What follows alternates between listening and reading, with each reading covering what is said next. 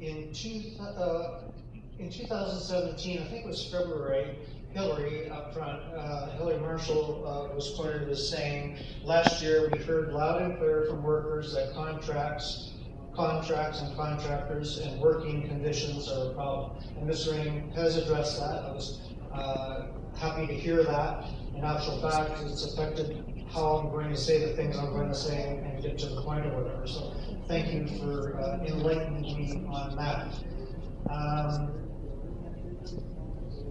Revenue generation at GTAA, I'm looking at the AF fees, airport improvement fees, up around $383 million.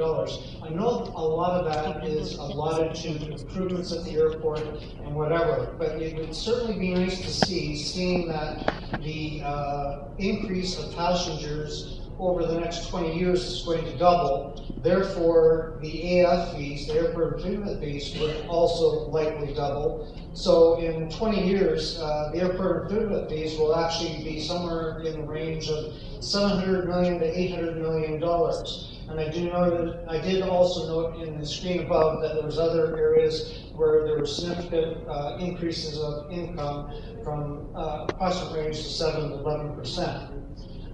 In the paper, Vesna Jelic, a security worker, made it very clear in an article with CBC, and probably other papers, that she's a prime example of being a security worker. There's high turnover, difficult getting to YYZ because of irregular hours in transportation. It's great to see that a transportation hub is being considered, contracting out, and changing of contractors, therefore reducing wages because they're trying to reduce that, and the fear of speaking out.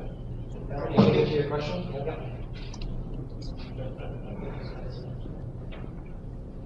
Okay, back to Hillary Marshall's quote regarding investing in employees. The key thing I'm looking for in investing for employees financially, and now my point is, I would like to see the executives speed up the process where we can set a goal for these workers, say $13.75 an hour by December 31st, 2017, $14.75 by December 31st, 2018. It can be worked out. We're probably looking at a minimum cost of $40 million. I know that's a lot of money, but we need, not we, but these people that are working on this should speed up the process, get more money for these hardworking employees. Yeah. Thank you. Thank you. Is there any response to that? I think, as you said, we have some review, get the right data. Again, as I said earlier, there's more than 300 employers, different companies employing different people at the airport. Part of it is we've got to get the data as to where it is, and that's what we have underway, and we're working with the union representative. And part of it too is we're trying to talk to some of this employer and encourage them to look at the terms differently. But at the end, it is the contract is between employer and employees, and majorities of those employees do not work directly for GTAA. I can tell you for GTAA, when we look and tender our contract, lowest cost is not the major criteria of GTAA contract out. We looked at the quality of work. To us, the most important thing is what's the quality that the contractor can bring to the table. And that's usually the determining factor. Thank you, Howard. Over here for the next question. Please introduce yourself. Yes, good afternoon, ladies and gentlemen, attendees. My name is Brian Smut. I am a resident 17 years from Don Mills, and I am also a member of the Don Mills Residents Association, DMRI. I noticed in your slide, I guess one of the first slides this morning, earlier today I should say, you talked about pillars, and one of those pillars was connecting with communities.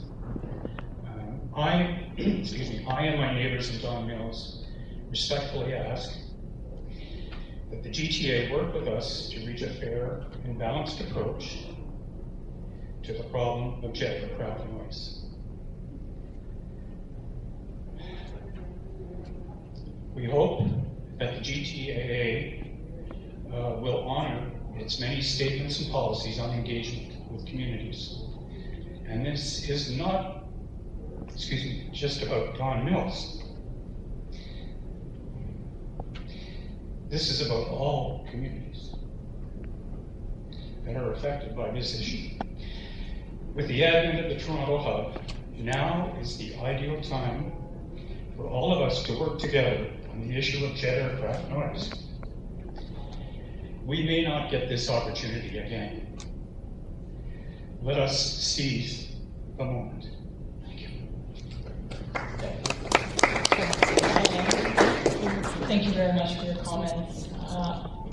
We have, as well as NAV Canada, been undertaking a number of noise improvement studies.